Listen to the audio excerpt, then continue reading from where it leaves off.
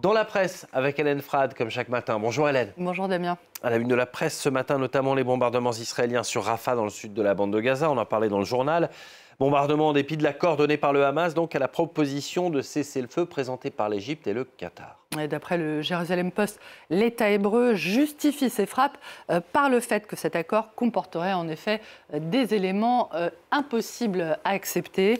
Des bombardements attribués par Al-Arabi Al-Jadid, quotidien panarabe de Londres, à l'entêtement, je cite, du Premier ministre israélien Benjamin Netanyahou, prêt à mettre en péril toute possibilité de trêve. D'après le journal qui montre, vous le voyez, des civils qui tentent de fuir Rafah vers l'inconnu, je cite toujours, des Gazaouis qui tentent d'échapper à un massacre annoncé, s'indigne le quotidien français communiste, l'Humanité, alors qu'Israël franchit la ligne rouge en bombardant Rafah. Que fait Washington? Question du quotidien émirati The National qui presse les alliés d'Israël de cesser de détourner leur regard de Gaza et de peser de tout leur poids pour tenter de protéger les civils. Au Tchad, maintenant, près de 8 millions d'électeurs étaient donc appelés aux urnes hier pour la présidentielle, pour élire le prochain président, scrutin qui s'est déroulé globalement dans le calme. Dans un calme relatif, précise le quotidien Le Monde, qui évoque une élection dont la transparence pose question et qui s'apparente à un duel entre le président de transition Mohamed Idriss Déby et son Premier ministre, Succès Masra. L'enjeu pour le fils d'Idriss Déby Itno étant de légitimer dans les urnes un pouvoir transmis, je cite, nuitamment par un groupe d'officiers alors que des colonnes rebelles menaçaient la capitale. Le magazine Jeune Afrique parle d'un scrutin globalement sans violence, malgré déjà des accusations de fraude et des résultats officiels qui devraient être connus dans 2 semaines maximum. Le Tchad, présenté par Le Figaro comme l'ultime et dernier pilier de l'influence française en Afrique. Le journal observe que Mohamed Idriss Déby semble vouloir renouveler les partenariats stratégiques traditionnels de son pays, volonté dont témoignerait sa rencontre en janvier dernier avec le président Poutine à Moscou, rencontre qui avait débouché sur l'annonce d'un renforcement de leur coopération.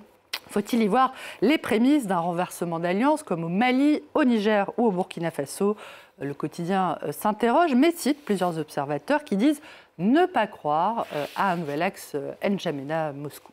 Et on en parlera tout à l'heure avec le chercheur Charles Bouessel, ce sera dans 1 heure environ. La presse française, Hélène, qui rend hommage ce matin également au journaliste Bernard Pivot, décédé hier à Paris à l'âge de 89 ans. Le célèbre présentateur d'Apostrophe, émission littéraire, et de la tout aussi célèbre dictée, a incarné la littérature à la télé pendant des années, ce qui lui vaut ce matin, Damien, une pluie d'hommages, à commencer par celui de Libération, qui salue joliment sa joie de livre.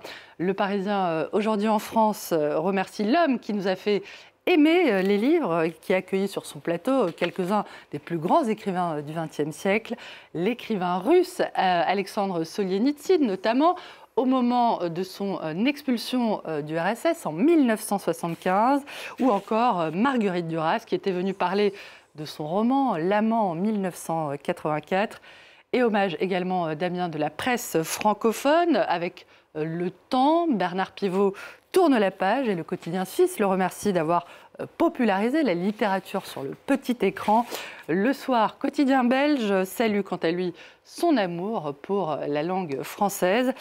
Amour aussi, rappelle l'équipe, pour le ballon rond et pour l'AS Saint-Étienne en particulier. Oui, c'est vrai. Le quotidien raconte, Damien, que Bernard Pivot, du temps où il était élève au centre de formation des journalistes, voulait d'ailleurs au départ se faire embaucher à l'équipe, mais que c'est au Figaro littéraire finalement qu'une place avait été libérée.